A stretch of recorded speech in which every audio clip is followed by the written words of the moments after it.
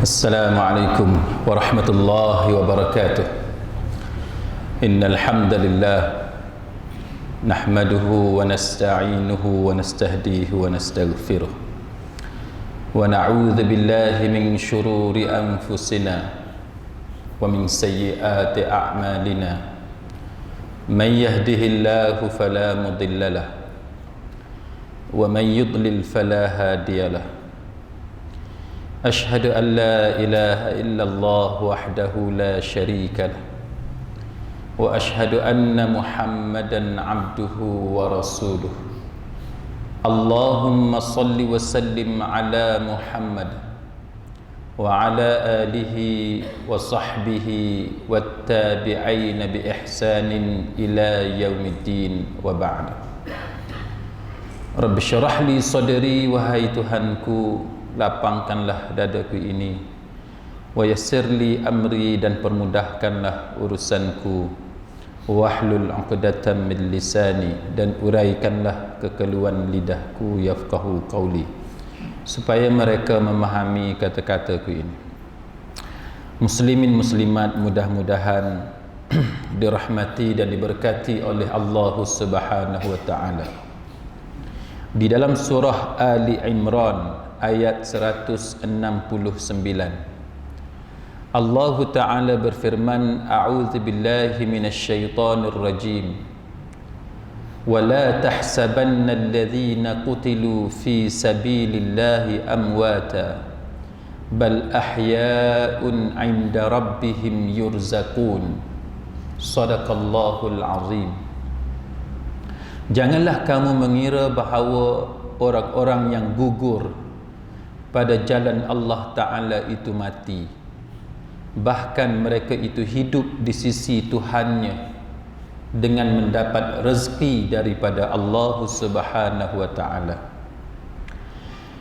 Muslimin muslimat sekalian, Syekh Abdul Rahman As-Sa'di apabila dia mengulas tentang ayat ini, tentang ayat wala tahsabanna alladhina qutilu fi sabilillahi amwata, dia mengatakan bahawa maknanya ialah golongan yang berjihad pada jalan Allah Subhanahu wa taala untuk melawan musuh-musuh agama Allah dalam rangka untuk meninggikan kalimah Allah Subhanahu wa taala. Manakala amwata maknanya ialah mati. Amwata, janganlah kamu menyangka bahawa golongan yang terbunuh pada jalan Allah Subhanahu wa taala itu, janganlah kamu menyangka, terlintas dalam benak pemikiran kamu, janganlah kamu beranggapan bahawa mereka itu telah mati maka mereka kehilangan kemewahan hidup di dunia dan daripada mendapat segala kesenangan dan kemegahan di dunia. Kerana mati pada jalan Allah Subhanahu wa taala itu adalah satu anugerah yang lebih besar di sisi Allah Subhanahu wa taala dan yang sepatutnya menjadi rebutan bagi orang-orang yang beriman kepada Allah Subhanahu wa taala.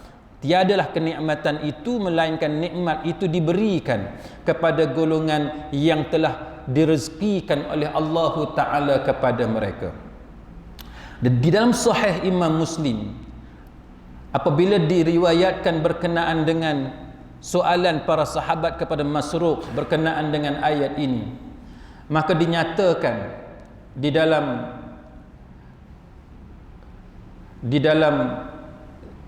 Sahih Imam Muslim bagaimana ayat ini menceritakan tentang ruh-ruh mereka yang berada pada tembolok burung yang berwarna hijau di dalam syurga. Para sahabat bertanya kepada Masruq berkenaan dengan ayat tadi, wala tahsabanna alladhina qutilu fi sabilillah. Maka Nabi sallallahu alaihi wasallam ketika menjawab persoalan itu, baginda menyatakan dengan maksudnya bahawa roh golongan yang terbunuh pada jalan Allah Subhanahu wa taala itu, mereka berada pada bahagian tembolok burung. Dan burung itu berwarna hijau.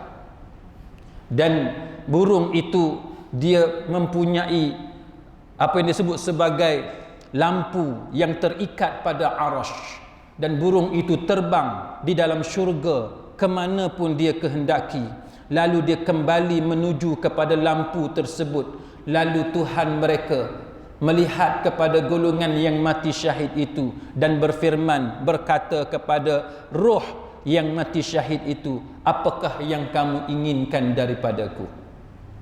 Maka mereka menjawab, apakah ada perkara lain yang kami inginkan? Dalam keadaan kami telah dibebaskan terbang ke sana kemari di dalam syurga ini, kemana pun kami mahu.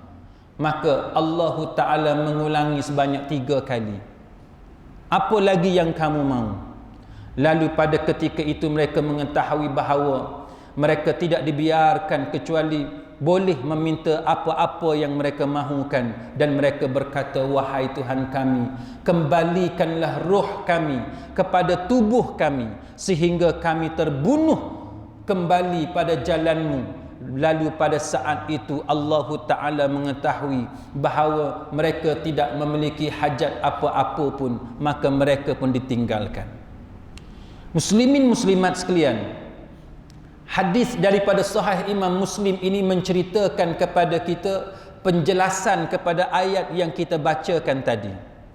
Bagaimana yang dimaksudkan dengan golongan itu hidup di sisi Allah Subhanahu wa Ta'ala.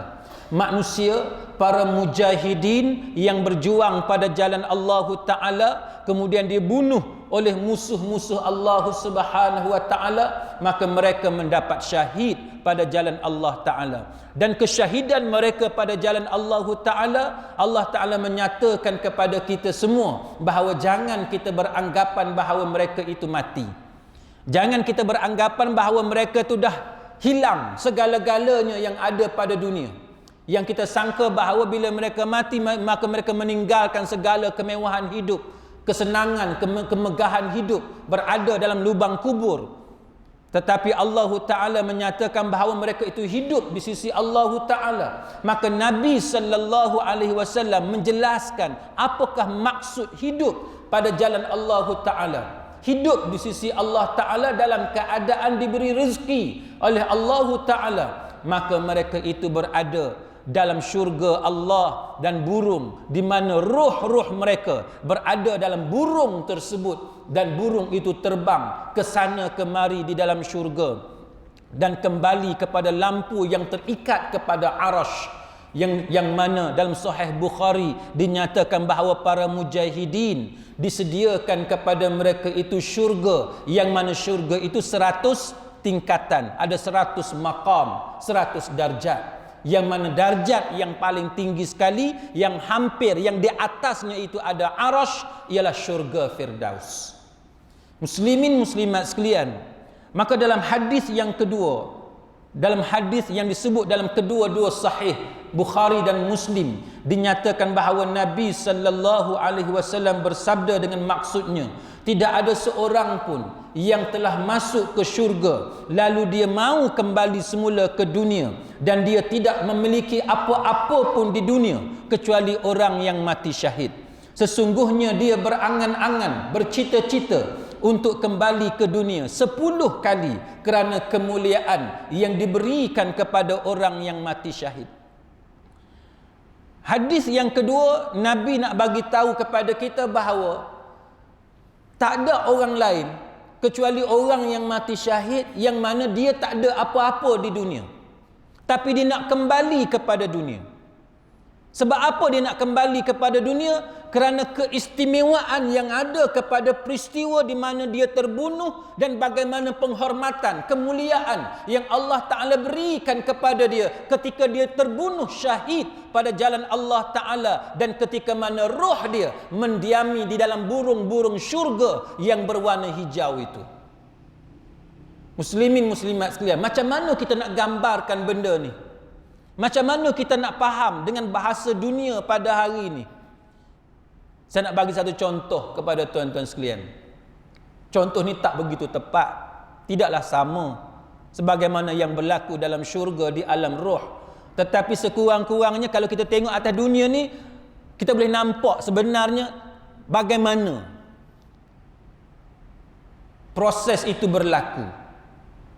Contohnya tuan-tuan sekalian, kalau tuan-tuan minat bola lah, tuan-tuan minat bola, tuan-tuan pergi ke Stadium Manchester United.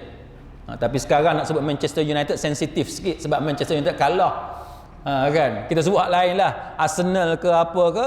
Tuan-tuan minat pasukan bola tertentu, tuan-tuan minat Arsenal ke apa ke, tuan-tuan pergi di sana, tuan-tuan akan ditunjuk satu terowong ataupun satu pintu di mana pemain ni berbaris panjang dan dia akan keluar daripada terowong tu pergi ke tengah padang disambut oleh teriakan orang ramai. Kan? Manchester United tuan-tuan sekalian 80,000 penonton akan bertepuk tangan, bersorak, menyanyi menyambut keluarnya pemain-pemain mereka daripada terowong tu. Hebat tak benda tu? Kan? Hebat.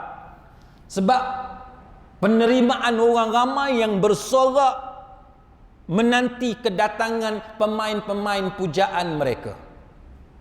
Itu satu contoh macam mana kita nak faham cerita ni, muslimin muslimat sekarang. Walaupun tak sama, memang tak sama dunia dengan akhirat, tapi yang kita nak faham cerita tu.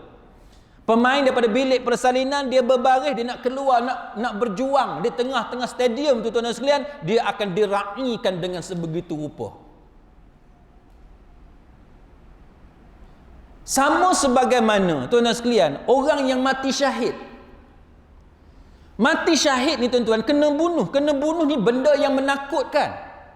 Tapi macam mana orang yang mati syahid, yang dibunuh pada jalan Allah Ta'ala, dia, yang Nabi kata, kalau dia diberi peluang ni 10 kali dia minta supaya dia boleh kembali ke dunia melalui proses yang sama, kejadian yang sama, berulang-ulang. Sebab hebatnya anugerah daripada Allah Ta'ala, kemuliaan yang Allah Ta'ala bagi kepada orang yang mati syahid pada jalan dia.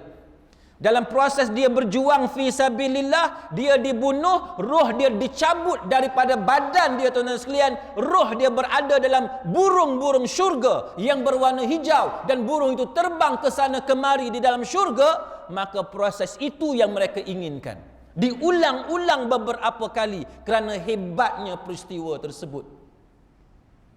Muslimin muslimat sekalian, kepada siapakah anugerah seperti ini diberikan oleh Allah Ta'ala? Dalam ayat yang kita baca tadi dan berdasarkan kepada tafsir para ulama dan berdasarkan dua hadis yang kita baca tadi, satu hadis Imam Muslim, satu lagi hadis yang direkodkan oleh kedua-dua Imam Bukhari dan Muslim, menunjukkan bahawa hanya satu golongan sahaja yang layak menerima benda ni, iaitu golongan mujahidin fi sabilillah, yang berjuang pada jalan Allah Ta'ala bagi menegakkan kalimah dia. Muslimin muslimat sekalian, kenapa kita baca ayat ni malam ni? Kenapa kita bercerita tentang janji daripada Allah Ta'ala kepada orang yang mati dibunuh pada jalan dia? Kenapa kita bercerita tentang golongan yang menegakkan kalimah Allah Ta'ala yang berjuang pada jalan dia? Kerana dalam sehari dua ni, beberapa hari ini muslimin muslimat sekalian, kita diberitakan bagaimana peristiwa yang berlaku di Bangladesh tentang seorang pemimpin Jamaati Islami Bangladesh yang telah dihukum gantung sampai mati oleh kerajaan Bangladesh atas beberapa pertuduhan yang sangat meragukan. Kita melihat bahawa proses ini berlaku bukan sekali dua, tetapi beberapa kali berlaku kepada golongan yang memperjuangkan agama Allah Subhanahu wa Ta'ala. Sama ada dia mendapat syahid dunia dan akhirat, ataupun hanya syahid salah satu daripadanya, syahid kecil, itu kita serahkan kepada Allah Subhanahu wa Ta'ala. Tetapi apa yang kita nak bincang pada malam ini ialah bagaimana perjuangan seorang yang ingin menegakkan kalimah Allah Ta'ala kemudian berakhir dengan dia dibunuh. Syekh Abdul Qadir Mullah ialah seorang penolong setiausaha agung Jamaati Islami Bangladesh. Dia dihukum gantung di atas beberapa pertuduhan yang mana melibatkan kepada peristiwa yang berlaku pada tahun 1971. iaitu lebih kurang 42 tahun yang lampau. Tuan-tuan boleh bayang, tahun 1971, 42 tahun yang lampau, sekarang baru dibicarakan. Tribunal khas ditubuhkan oleh kerajaan Bangladesh untuk membicarakan tentang kes berkenaan. Dan untuk pengetahuan muslimin muslimat sekalian yang mungkin tidak mengikuti perkembangan itu, apa yang saya boleh ceritakan secara ringkas kepada tuan-tuan ialah bagaimana Bangladesh ini dia berasal daripada Pakistan. Maka berlaku konflik antara Pakistan Timur dengan Pakistan Barat, dan berlaku apa yang dipanggil sebagai, dalam dunia moden pada hari ini, yang dipanggil sebagai civil war. Civil war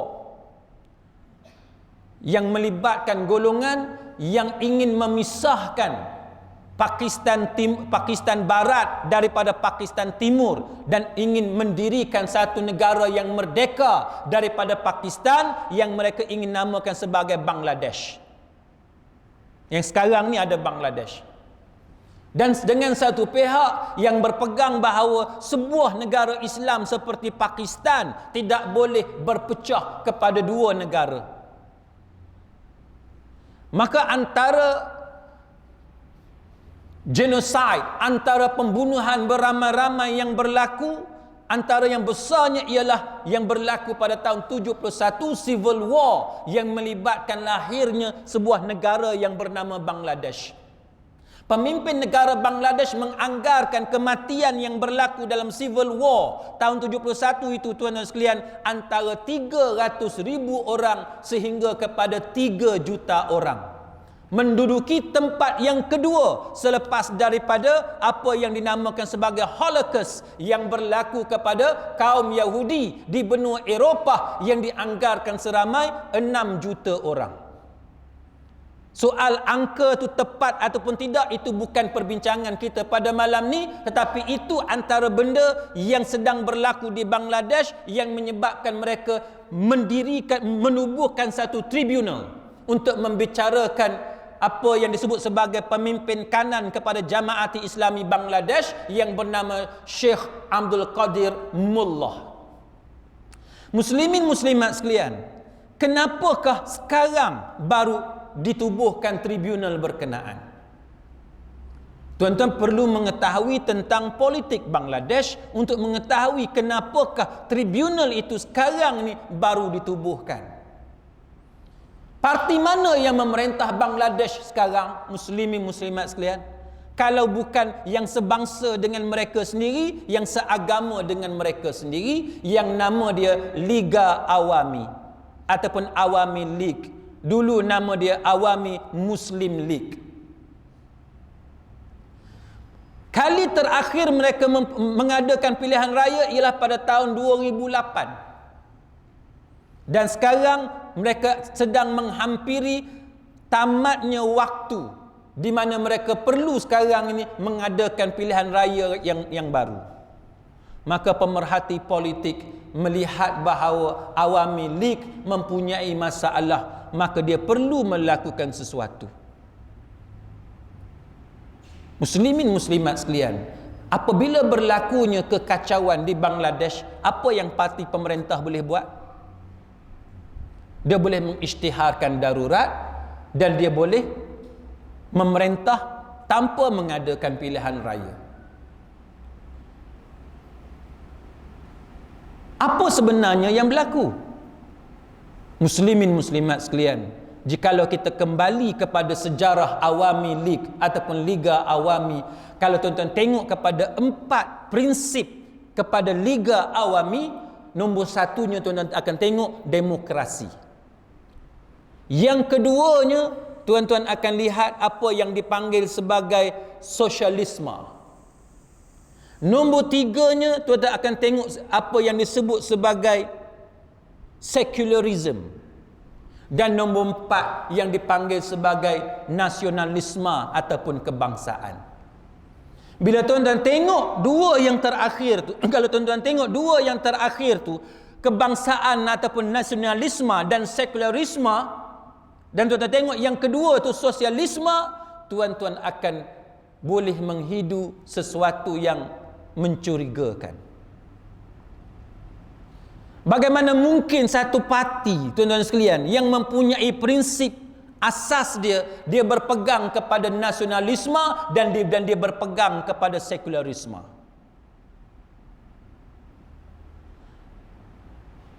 Bila kita lihat kepada dasar yang dipegang oleh parti ini, muslimin muslimat sekalian, kita akan faham kenapakah kezaliman berlaku kepada Syekh Abdul Qadir Mullah. Kenapa kita kata bahawa berlaku kezaliman kepada Syekh Abdul Qadir Mullah? Cuba tuan-tuan bayangkan bagaimana Syekh Abdul Qadir Mullah ini, dia dikenakan dengan pertuduhan yang paling tinggi pun tuan-tuan sekalian, pertuduhan yang boleh dikenakan kepada dia, hukuman yang mesti dikenakan kepada dia kalau sabit dengan kesalahan tersebut hanyalah life imprisonment. Penjara seumur hidup, itu yang paling tinggi yang boleh dikenakan ke atas Syekh Abdul Qadir Mullah. Maka apabila dia didapati bersalah oleh tribunal dengan pertuduhan yang dikenakan ke atas dia, termasuk bersekongkol dengan gerila-gerila, dengan pejuang-pejuang yang membantah kemerdekaan Bangladesh, dan dia dituduh terlibat dalam jenayah rogol 250,000 orang wanita Bangladesh, dia didapati bersalah, maka dia dikenakan hukuman penjara seumur hidup. Apa yang peliknya, muslimin muslimat sekalian, ialah di mana kemudiannya hukuman itu telah diubah kepada gantung sampai mati. Macam mana dia ubah? Macam mana dia ubah? Dia ubah dengan apa yang disebut sebagai retroaktif, undang-undang retroaktif. Apa dia undang-undang retroaktif, muslimin muslimat sekalian? Undang-undang yang disebut sebagai yang mana bila kita perkenalkan tahun ini, kesan dia pergi ke belakang. Bagi tuan-tuan yang tidak faham tentang undang-undang, saya bagi contoh mudah. Katalah tuan-tuan melanggar speed trap, had laju, tempat yang 80 km sejam, tuan-tuan bawa 100 km sejam, kena denda maksima katalah RM300. RM300 maksima denda. Bila kita buat benda tu, kita langgar undang-undang tu tahun lepas, tiba-tiba tahun ini kita dibicarakan, dan tahun ini juga dibuat satu undang-undang baru, iaitu siapa yang langgar had laju, dia kena denda RM1,000. Undang-undang muslimin muslimat sekalian, undang-undang jenayah, lazimnya secara umumnya dia tidak akan pergi ke belakang kesan dia. Kesalahan yang tuan-tuan buat tu tahun lepas, bila tahun lepas denda dia 300, walaupun tuan-tuan dibicarakan tahun ini, maka tuan-tuan akan dibicarakan mengikut undang-undang tahun lepas, bukan ikut undang-undang tahun ni. Apatah lagi kalau melibatkan hukuman mati. Undang-undang sekarang ni, muslimin muslimat sekalian, mereka tak akan buat secara retroaktif. Mereka tak akan pergi ke belakang. Apatah lagi kalau melibatkan undang-undang yang melibatkan hukuman mati. Dia tak akan buat. Contohnya kalau mencuri. Mencuri misalnya kita kata penjara maksima 10 tahun. Tiba-tiba tahun ini kita buat undang-undang baru, penjara maksima 20 tahun. Maka undang-undang yang baru tu dia tak boleh pergi ke belakang ambil kira kesalahan yang sebelum tu. Tak boleh. Tapi apa yang berlaku kepada Syekh Abdul Qadir Mullah, muslimin muslimat sekalian, ialah apabila dia didapati bersalah dan dia dijatuhkan hukuman penjara seumur hidup, kemudiannya berlakulah apa yang dipanggil sebagai demonstrasi di jalanan, yang menuntut supaya dia dihukum mati, kemudiannya kerajaan mengambil tindakan mengubah undang-undang itu daripada penjara seumur hidup kepada hukuman mati, dan daripada situlah muslimin muslimat sekalian, pihak pendakwa membuat rayuan kerana adanya undang-undang baru yang baru diluluskan. Atas undang-undang baru itulah maka rayuan pendakwa diluluskan oleh tribunal, dan tribunal mengenakan verdik hukuman ke atas Syekh Abdul Qadir Mullah dengan hukuman gantung sampai mati. Pelik tak? Pelik. Muslimin muslimat sekalian, benda ni bukanlah benda baru dalam dunia Islam. Malah kalau kita tengok dalam negara kita sekalipun, muslimin muslimat sekalian, dalam kebelakangan ini memang ada benda-benda pelik. Kita setuju Syiah itu diperangi, kita setuju Syiah diperangi, tapi menuduh orang Syiah tanpa mendatangkan bukti, itu satu benda yang salah. Sama ada undang-undang negara yang kita panggil sebagai man-made law, undang-undang ciptaan manusia, ataupun undang-undang Islam. Kita tanya undang-undang Islam, al-aslu bara'atu zimmah, asal seseorang itu adalah tidak bersalah, bebas daripada sebarang tanggungan, tidak dikira bersalah. Al-aslu bara'atu zimmah. Dalam undang-undang Islam juga kita diajar al-bayyinah 'alal mudda'i wal yamin 'ala man ankara. Beban pembuktian itu atas bahu pihak yang mendakwa, dan sumpah penafian itu ke atas orang yang didakwa. Maknanya beban pembuktian atas orang yang mendakwa. Orang yang dakwa tu kena bagi bukti dulu. Itu undang-undang Islam. Undang-undang orang putih yang kita import ni, muslimin muslimat sekalian, yang kita duk amal sekarang ini pun menggunakan prinsip yang lebih kurang sama, iaitu a person is innocent until proven guilty. Seseorang itu dikira sebagai tidak bersalah sehinggalah dia dibuktikan sebaliknya, dibuktikan bahawa dia bersalah. Tiba-tiba dalam negara kita dia senaraikan apa dia? Dia senaraikan apa dia bukti yang dikatakan sebagai bukti grade A. Bukti grade A, tuan-tuan sekalian. Apa dia bukti grade A? Dia bagi nombor satunya ialah kerana mengkagumi Imam Khomeini. Muslimin muslimat sekalian, mengkagumi Imam Khomeini itu bukan bukti bahawa orang tu Syiah. Tuan-tuan kagum dengan satu orang itu bukan bukti bahawa orang tu Syiah. Dan kita kena ingat bahawa muslimin muslimat sekalian, memang ada keadaan tertentu di mana sepatutnya orang Islam akan rasa hairan kenapa Imam Khomeini dalam beberapa keadaan dia patut dikagumi berbanding dengan orang lain. Saya bagi satu contoh kepada tuan-tuan sekalian. Imam Khomeini memang dia mempunyai beberapa pegangan yang tidak benar, yang bercanggah dengan Islam, itu kita tak nafikan. Tetapi mengkagumi dia dalam beberapa aspek bukanlah satu kesalahan.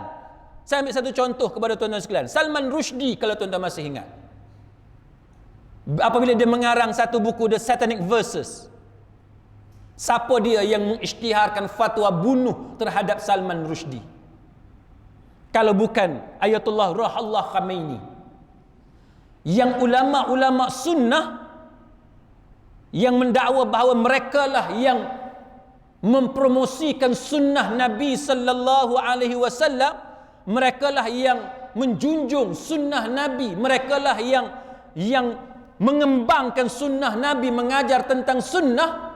Adakah kita mendengar bagaimana fatwa selantang yang dikeluarkan oleh Ayatullah Ruhollah Khomeini?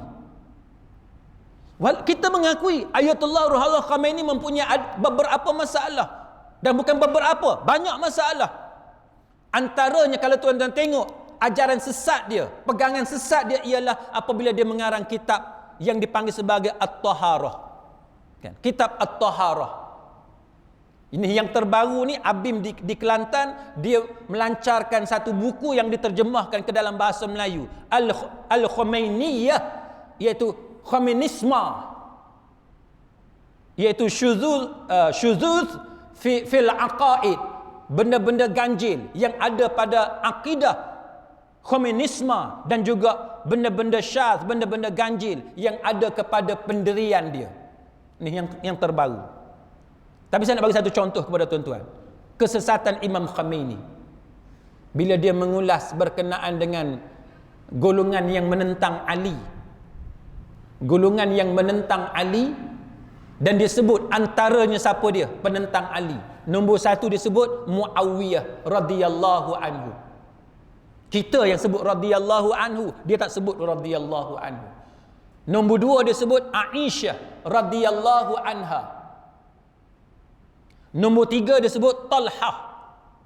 Nombor empat dia sebut Zubair. Empat orang ni, muslimin muslimat sekalian, dalam kitab At-Taharah, Imam Khomeini dia kata, bila dia cakap tentang najasah, tentang kenajisan, dia kata golongan penentang Ali, termasuk empat orang ni, muslimin muslimat sekalian, dia punya najis, kenajisan, kumpulan ini termasuk empat orang sahabat Nabi dan Ummul Mukminin ini, dia kata lebih najis daripada anjing-anjing dan lebih najis daripada babi-babi. Saya nak bagi tahu kepada tuan-tuan, memang kita mengakui bahaya yang ada kepada Khomeini. Tapi apa yang saya nak sebut kepada muslimin muslimat sekalian, kenapa kita tak boleh hanya bersandarkan kepada orang tu mengkagumi Imam Khomeini, terus kita mengatakan dia Syiah. Muslimin muslimat sekalian, dalam keadaan Salman Rushdie mengarang satu buku yang menghina Nabi dan Ummahatul Mukminin, tiba-tiba puak Syiah yang kita kaitkan sebagai banyak menghina sahabat-sahabat Nabi dan menghina isteri-isteri Nabi, tiba-tiba mereka berani mengeluarkan fatwa, di mana fatwa itu memberi hadiah kepada sesiapa jua yang boleh membunuh Salman Rushdie. Kalau tuan-tuan masih ingat bagaimana pertembungan yang berlaku di antara Iran dengan Amerika, sehingga menyebabkan Amerika menghantar helikopter-helikopter pejuangnya untuk menyelamatkan tebusan-tebusan dia. Tetapi kemudiannya dipukul oleh ribut padang pasir, menyebabkan helikopter Amerika terhempas di padang pasir Iran. Menunjukkan kepada kita bahawa Iran memang beberapa ketika dia menunjukkan keberanian dalam berhadapan dengan Amerika, walaupun kita mengetahui kesesatan mereka. Itu dilema yang ada di kalangan orang-orang Islam. Apa dilema dia, tuan-tuan sekalian? Dilemanya ialah kita berpegang kepada sunnah Nabi, kita memuliakan Nabi, kita memuliakan Ummahatul Mukminin, kita memuliakan sahabat-sahabat Nabi, tetapi para ulama Sunni tidak lantang dalam menentang Amerika berbanding dengan ulama Syiah. Walaupun mungkin ada di kalangan kita mengatakan bahawa ulama Syiah hanya bertaqiyah, tapi kita kena ingat muslimin muslimat sekalian bahawa masyarakat awam melihat apa yang dapat mereka lihat daripada mata kasar. Ulama Sunni yang dikatakan kuat berpegang kepada sunnah Nabi tidak selantang ulama Syiah dalam berhadapan dengan Amerika. Kalau tuan-tuan masih ingat soal Holocaust, Ahmadinejad umpamanya, dia berani dalam persidangan antarabangsa menafikan wujudnya Holocaust. Sedangkan pemimpin negara Sunni tidak selantang Ahmadinejad untuk berdebat di lapangan antarabangsa bagi menafikan wujudnya Holocaust yang memakan korban sehingga 6 atau 8 juta kaum Yahudi di benua Eropah. Itu muslimin muslimat sekalian yang kita kena tahu krisis yang ada di kalangan orang-orang Islam, yang menyebabkan sampai ke hari ini kita nak cari satu panduan pemimpin yang mana yang patut kita contohi. Maknanya tuan-tuan sekalian, kita hanya boleh ambil satu bahagian daripada satu puak dan satu bahagian daripada puak yang lain. Dilema dia, tuan-tuan sekalian. Tuan-tuan jangan pula kata saya ni dah cenderung kepada Khomeini. Tak. Jangan salah sangka tuan-tuan, ini masalah juga ni. Tapi yang saya nak sebut kepada tuan-tuan sekalian, kenapa tuduhan yang macam tu kita kena hati-hati. Kalau tuan-tuan masih ingat bagaimana Nabi sallallahu alaihi wasallam mempunyai pendapat yang berbeza dengan Umar Al-Khattab berkenaan dengan Abdullah bin Ubay bin Salul. Abdullah bin Ubay, muslimin muslimat sekalian, adakah dia dibunuh pada zaman dia? Tidak. Sehinggalah membawa kepada akhirnya muslimin muslimat sekalian, Abdullah bin Ubay, Nabi hampir-hampir menunaikan solat jenazah kerana permintaan daripada Abdullah bin Ubay, anak kepada Abdullah bin Ubay, yang pergi berjumpa dengan Nabi, minta kepada Nabi supaya Nabi memberikan komis dia, memberikan baju dia, jubah yang dia pakai untuk dipakaikan kepada jenazah ayah dia, iaitu Abdullah bin Ubay. Minta kepada Nabi supaya menunaikan solat jenazah, yang mana Nabi bersetuju, tetapi tidak dipersetujui oleh Umar Al-Khattab. Sedangkan Abdullah bin Ubay dah ada tanda kemunafikan dia. Apatah lagi dalam negara kita hari ini, tuan-tuan sekalian, kita sekadar mensyaki satu orang. Kita syak kerana ada beberapa tanda yang bukannya ghalibatuz zon, yang bukannya apa yang disebut sebagai imbangan kebarangkalian dalam istilah undang-undang. Ghalibatuz zon, yang mana kita rasa dia tu Syiah, tapi bukti yang kuat tidak ada. Maka bolehkah kita ambil tindakan, tuan-tuan sekalian? Tak boleh. Walaupun betul sekalipun dia Syiah, tapi kerana kita tidak ada bukti, maka kita tak boleh ambil tindakan. Sebagaimana yang kita mengaji sebelum ni, kuliah undang-undang jenayah syariah umpamanya, walaupun kita ada saksi, satu orang saksi, tapi tak cukup seorang lagi saksi, dua orang kita perlu kepada saksi untuk melaksanakan hudud ke atas pencuri, kita tak boleh laksanakan hudud ke atas pencuri. Sama sebagaimana zina, syarat dia 4 orang, kita hanya ada 3 orang, tak boleh laksanakan hudud ke atas si penzina, walaupun 3 orang kata confirm dia tengok orang tu berzina. Ini contoh muslimin muslimat sekalian. Masalahnya, tuan-tuan sekalian, dalam negara kita ni, hak mengaku terang-terang dia Syiah, tak ambil tindakan pula. Belah Kedah ada tak yang mengaku Syiah terang-terang? Ada kan? Kenapa tak ambil tindakan? Yang tak mengaku ni kita letak kat tepi, kita pergi cari hak mengaku tu, ambillah tindakan. Tapi tindakan tak diambil. Yang dia bagi tahu kepada orang ramai, dia bagi tahu bahawa kita ni mementingkan akidah orang Islam, kita tak mau orang Islam disesatkan. Muslimin muslimat sekalian, kenapa kita nak bercakap benda yang kita tidak ada bukti, benda hak depan mata? Dalam TV tu, tuan-tuan, berapa banyak program TV yang jelas bertentangan dengan akidah Islam, yang jelas bertentangan dengan Islam. Kita tak payah pergi jauh, artis-artis perempuan yang duk menari dan sebagainya dalam TV, tidak ada ulama yang kata benda tu benda yang dibolehkan dalam agama. Kenapa tak ambil tindakan? Ini contoh, tuan-tuan sekalian, bahawa sebenarnya apa yang berlaku itu adalah benda yang bersifat politik semata-mata, dan bukannya kerana adanya keinsafan untuk menyelamatkan orang Islam daripada kesesatan akidah puak-puak Syiah ini. Itu dia masalah dia, muslimin muslimat sekalian. Dan itulah yang berlaku di Bangladesh. Di Bangladesh ni, muslimin muslimat sekalian, apa yang berlaku? Cuba tuan-tuan bayang bagaimana gerakan Islam, pemimpin-pemimpin gerakan Islam. Tuan-tuan boleh tengok berapa ramai pemimpin gerakan Islam yang telah dihadapkan ke mahkamah, dan ada yang telah disabitkan kesalahan, dan ada yang sedang dibicarakan. Antaranya, muslimin muslimat sekalian, Syekh Abdul Kalam Azad. Dia adalah seorang ahli jamaati Islami, seorang ulama jamaati Islami yang dituduh membunuh, dituduh merogol, dan dituduh melakukan keganasan terhadap kemanusiaan, yang mana dia ini telah didapati bersalah pada 21 Januari dan dikenakan hukuman mati. Itu seorang. Ni ulama-ulama ni, scholars, sarjana Islam yang ada dalam jamaati Islami Bangladesh, dikenakan tuduhan rogol, bunuh orang, dan melakukan keganasan terhadap kemanusiaan. Benda ni, tuan-tuan sekalian, Benda ni dia sama sebagaimana yang duk berlaku dalam negara Islam sekarang. Yang pakai kopiah, yang terlibat dengan gerakan Islam, yang ikut usrah, yang ikut halaqah, yang bangun malam qiyamul lail, yang baca Quran, yang anak isteri tutup aurat dan sebagainya, yang anak isteri ditarbiyah, diberi tazkirah. Orang-orang inilah yang dikenakan pertuduhan rogol orang, bunuh orang, keganasan dan sebagainya. Sedangkan golongan sekular, muslimin muslimat sekalian, terlepas daripada sebarang pertuduhan. Itu contoh nombor satu.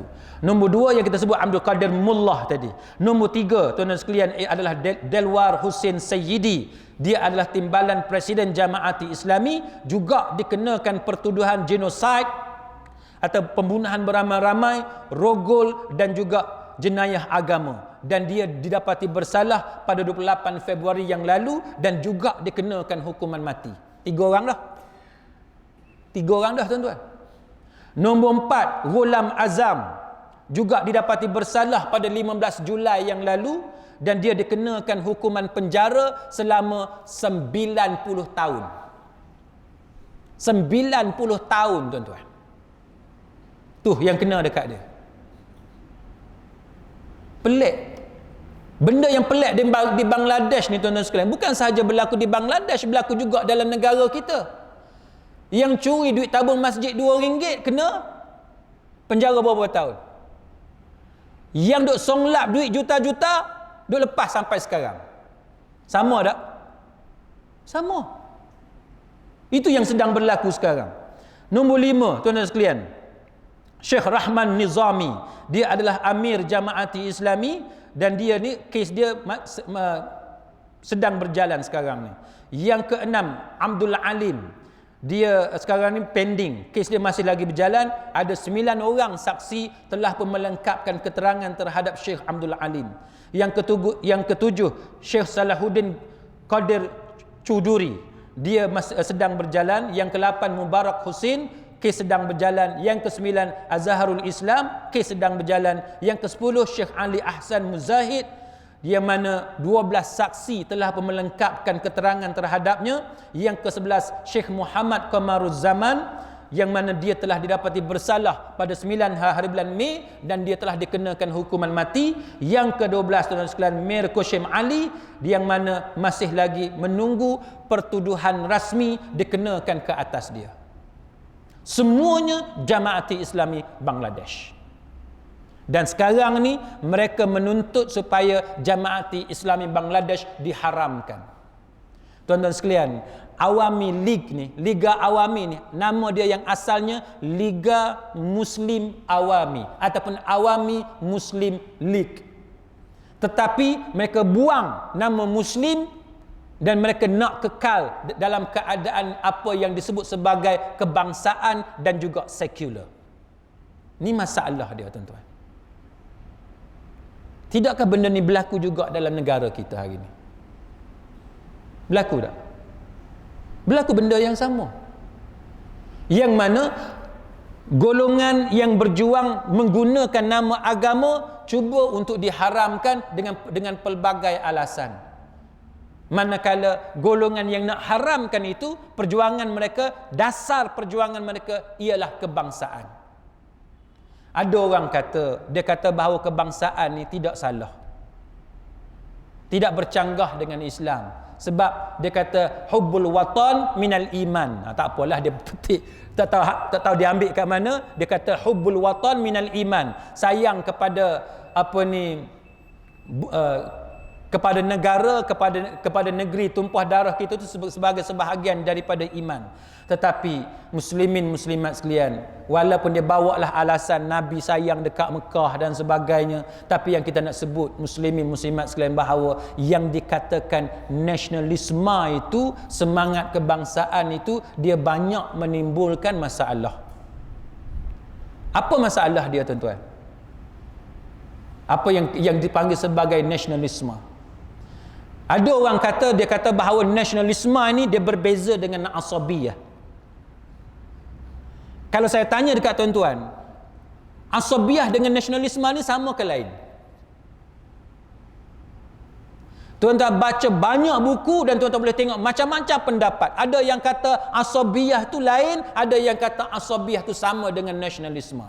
Tapi yang saya nak tunjuk kepada tuan-tuan sekalian, cuba tuan-tuan tengok kesan daripada golongan yang menjadikan nasionalisme itu sebagai dasar perjuangan dia. Cuba tuan-tuan tengok. Dia punya impak. Kesan daripada golongan yang menjadikan nasionalisme itu sebagai dasar perjuangan dia.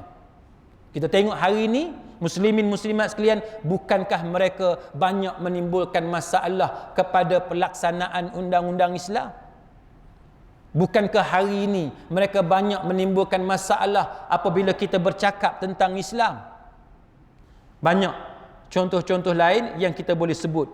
Antaranya kita tengok bagaimana Liga Awami ni, muslimin muslimat sekalian, mereka juga menjulang apa yang disebut sebagai sosialisme selain daripada nasionalisme dan selain daripada sekularisme.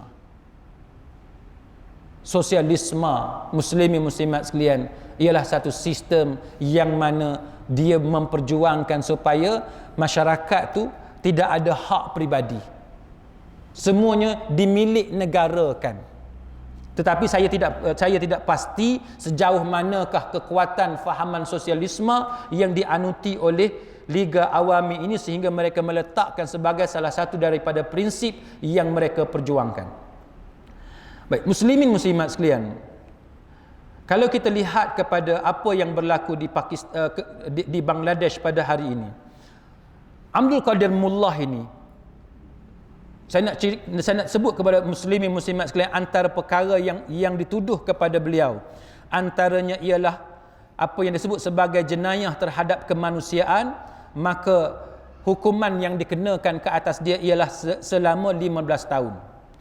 Kemudian pembunuhan selama 15 tahun dan juga dia dikenakan pertuduhan kerana melakukan pembunuhan sebagai jenayah ke atas kemanusiaan, dikenakan tambahan 15 tahun.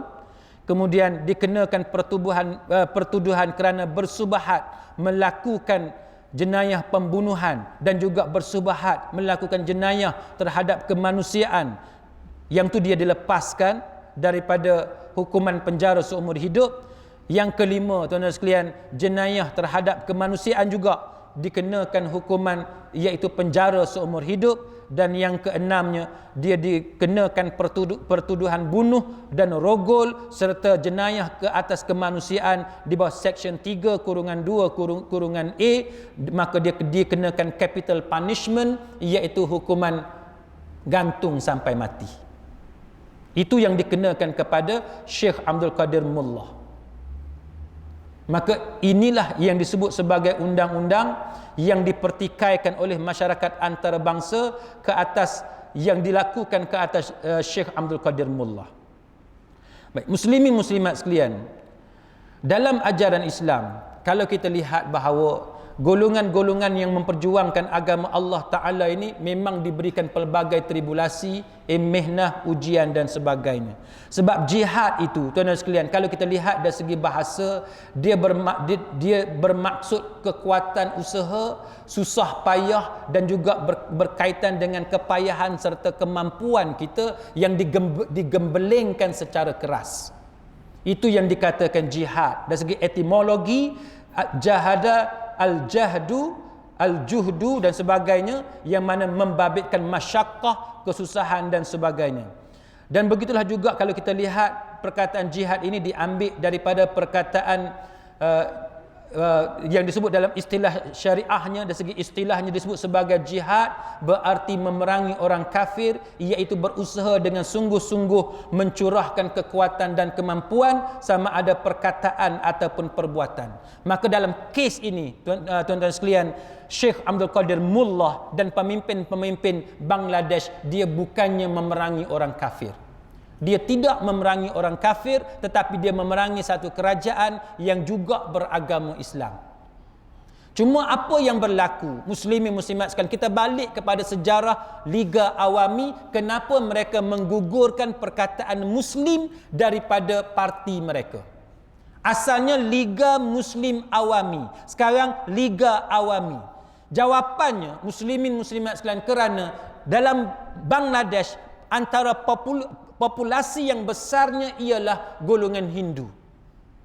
Walaupun Hindu tak seramai orang Islam, tetapi Hindu merupakan antara undi yang perlu diambil kira. Maka untuk mendapatkan sokongan, nak raih sokongan simpati daripada pengundi-pengundi Hindu, maka Liga Muslim Awami menggugurkan perkataan Muslim pada pertubuhan mereka dan meninggalkan hanya perkataan Liga Awami sahaja kerana mereka ingin mendapatkan sokongan daripada pengundi-pengundi Hindu. Dan sekarang ni tuduhan yang dikenakan ke atas Liga Awami ialah bahawa mereka dalam diri mereka adalah Hindu tetapi luaran mereka adalah Muslim.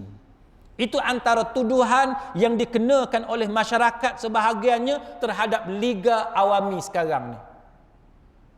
Baik.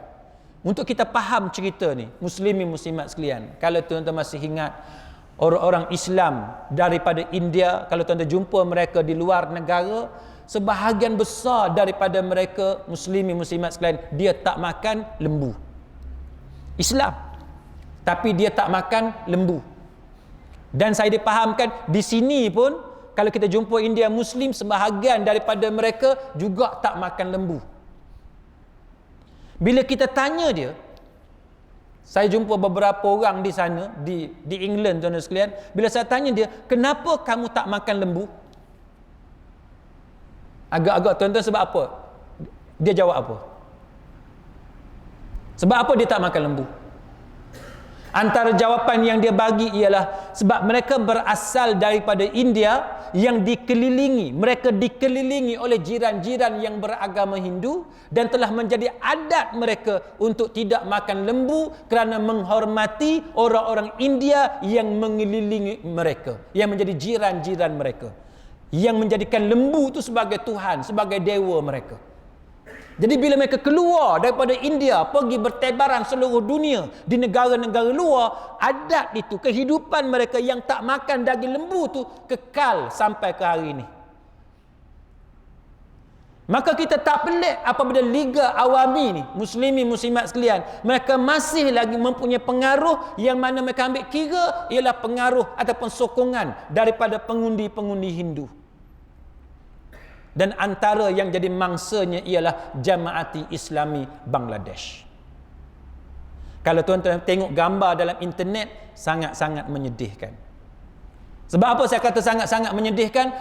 Tuan-tuan boleh tengok para penunjuk perasaan yang tunjuk perasaan kerana tak setuju Abdul Qadir Mullah ini dihukum penjara seumur hidup, dan mereka minta supaya Abdul Qadir Mullah ini dihukum mati. Cuba tuan-tuan tengok di dahi mereka ada apa, yang perempuan tu. Semua gambar-gambar yang tuan-tuan tengok dalam internet yang duk keluar merusuh buat demonstrasi ni, angkat spanduk dan sebagainya, tuan-tuan tengok sebahagian daripada mereka, bukan sikit tapi ramai di kalangan mereka yang ada nanda, yang ada potu dekat dahi, yang tidak pakai tudung secara sempurna. Sama ada mereka ni Islam, Muslim tetapi tidak berpegang kepada ajaran Islam yang sempurna, ataupun mereka ni Hindu kerana mereka ada potu, ada nanda pada dahi mereka.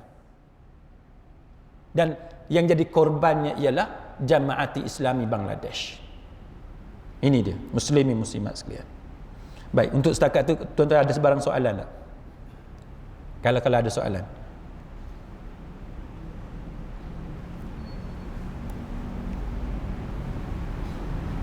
Tak ada?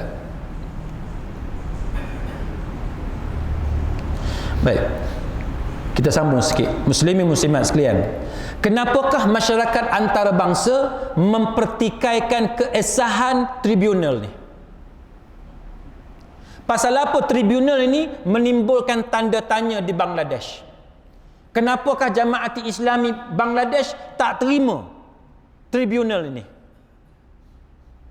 Jawapan dia, muslimin muslimat sekalian, sebelum ini dia punya pengerusi telah pun didapati mempunyai masalah kerana menerima arahan ahli politik supaya menyegerakan perbicaraan ini.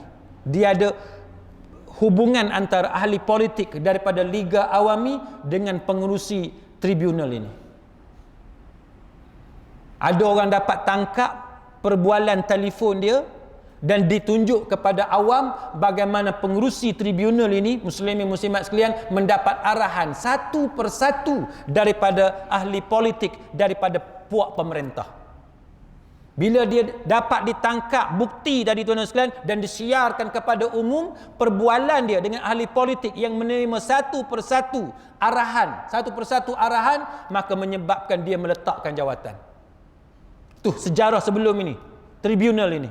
Maknanya tribunal ini diwujudkan berdasarkan kepada kepentingan politik kepada Liga Awami Bangladesh.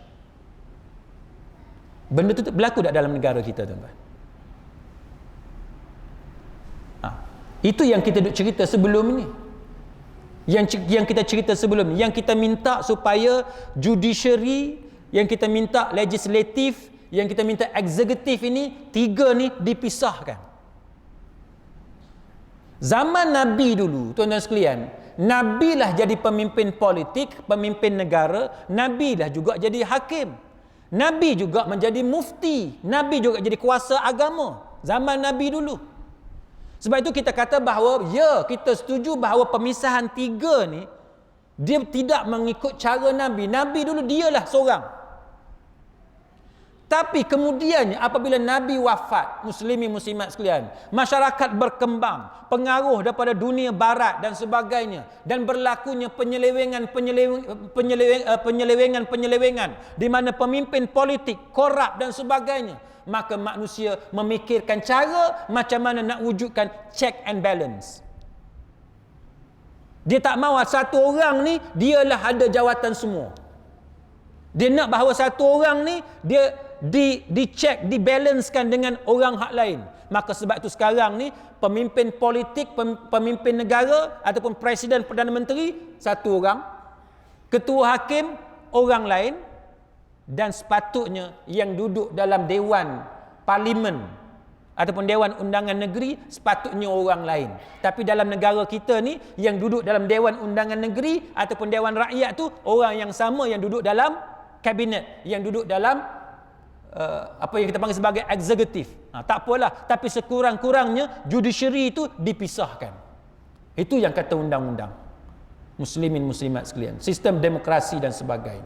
Jadi apa yang berlaku di Bangladesh ini, muslimin muslimat sekalian, ada satu perkara yang sangat menyedihkan kita, dan kita berharap supaya ianya dapat diselesaikan seberapa segera, kerana apa yang berlaku ini akan mengakibatkan kepada perkara lain yang semakin parah. Dan untuk pengetahuan tuan-tuan sekalian, bahawa Syekh Abdul Qadir Mullah ini dia telah dituduh kerana dia terlibat dengan satu gerakan yang disebut sebagai gerakan Al-Badr ataupun gerakan Badar, yang dikaitkan sebagai telah membunuh ratusan ribu orang ataupun jutaan orang pada masa itu, sehingga menyebabkan Bangladesh terpisah daripada Pakistan. Dan kalau kita lihat muslimin muslimat sekalian, kita akan dapati bagaimana semua pertuduhan yang dikemukakan terhadap Syekh Abdul Qadir Mullah ialah satu pertuduhan yang tidak mempunyai bukti yang kukuh, yang tidak diberi peluang untuk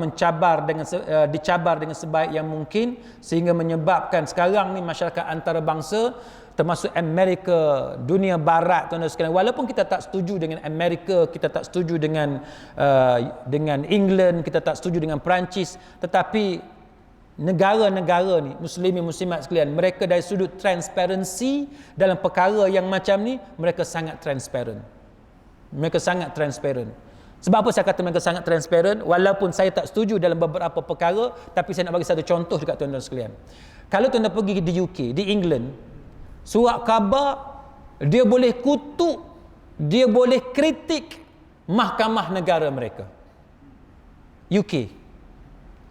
Biasa saya tengok surat khabar di UK, di England, muka depan kalau dia tak setuju dengan mahkamah, dia akan keluar front page.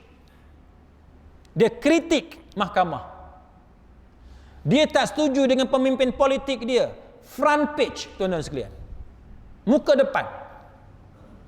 Kita hari ni benda berlaku tak? Tak berlaku.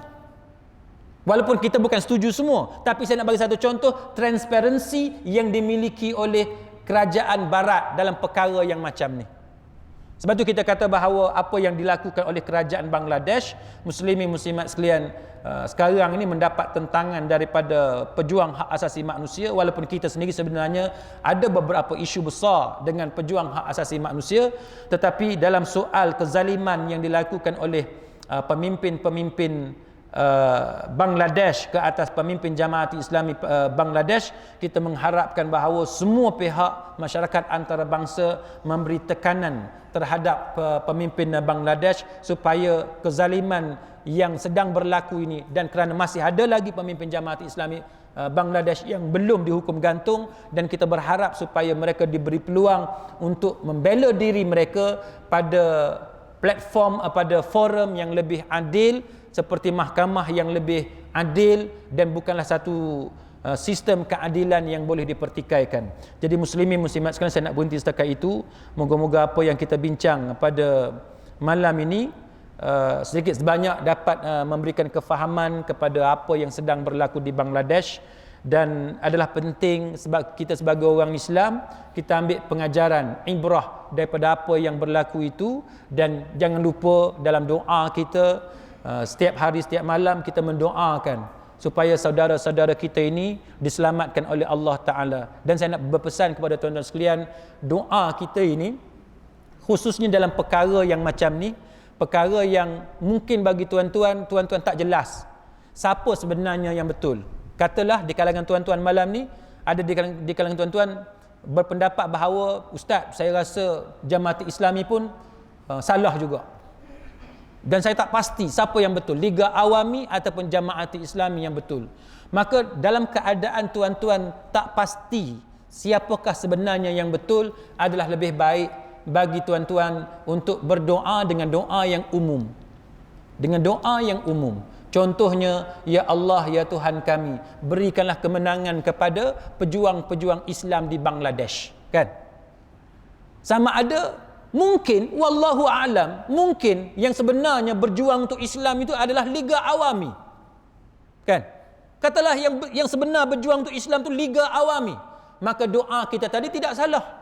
Sebab kita memohon kepada Allah supaya Allah Ta'ala memberi kemenangan kepada pejuang Islam. Maka katalah yang berjuang Islam sebenarnya adalah Liga Awami. Jamaati Islami itu, Jamaati Islami Bangladesh hanya berpura-pura sahaja. Maka doa kita itu benar. Doa kita tu betul. Samalah juga katalah bila kita berdoa, ya Allah, berilah kemenangan kepada pejuang Islam di Bangladesh, tiba-tiba yang berjuang Islamnya adalah Jamaati Islami, maka doa kita adalah benar. Begitulah juga di Malaysia. Tuan-tuan tak pasti. Katalah dengan ilmu yang ada pada tuan-tuan, tuan-tuan tak tahu siapa sebenarnya yang berjuang untuk Islam. Hak belah ni pun pakai serban, hak ni pun pakai serban. Hak ni pun guna dalil ayat Quran, yang sebelah sini pun guna dalil ayat Quran juga. Yang sebelah sini pun ada ulama yang hebat, belah sini pun ada ulama yang hebat juga. Maka kita berdoa dengan doa yang umum. Ya Allah, ya Tuhan kami. Contohlah, kan? Berikanlah kemenangan kepada pejuang Islam di Malaysia. Betul tak? Berikanlah kemenangan kepada pejuang Islam di Malaysia. Jadi katalah tuan-tuan sekalian, yang berjuang Islam di Malaysia ni sebenarnya UMNO. Maka UMNO lah yang dapat doa tu. Adakah kita bersalah dengan doa kita? Kita tak bersalah. Sebab doa kita doa umum untuk pejuang Islam. Kita tak tahu siapa sebenarnya yang berjuang untuk Islam. Dan katalah yang berjuang untuk Islam itu adalah PAS, ataupun PKR, ataupun mana-mana parti, ataupun mana-mana kumpulan yang kita tak tahu pun dia sebenarnya. Maka mereka juga termasuk dalam doa kita tadi, kerana doa kita itu adalah doa yang umum.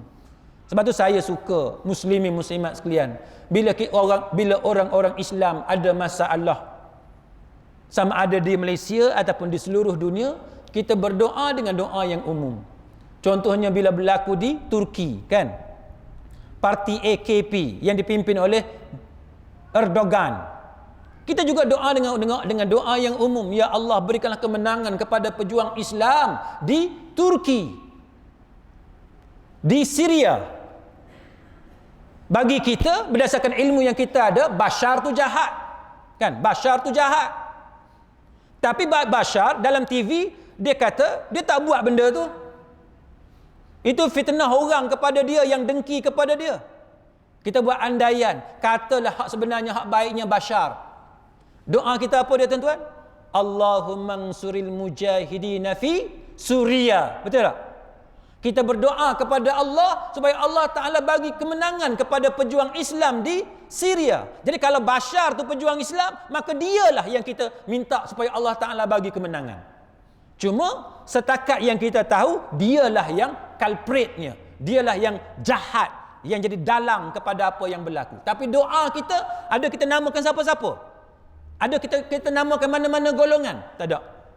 Maka kita doa dengan doa yang umum. Sama juga dengan apa yang berlaku di Mesir. Kita doa dengan kunut nazilah kan? Allahumma ansuril mujahidina fi Misr. Ya Allah, ya Tuhan kami, berikanlah kemenangan kepada pejuang Islam di Mesir. Siapa dia pejuang Islam di Mesir? Kita tak namakan dalam doa kita. Tapi doa kita minta kemenangan kepada pejuang Islam di Mesir. Sama ada dia ikhwan, sama ada dia salafi Mesir, sama ada dia puak sufi Mesir, sama ada dia puak yang kita panggil sekular Mesir.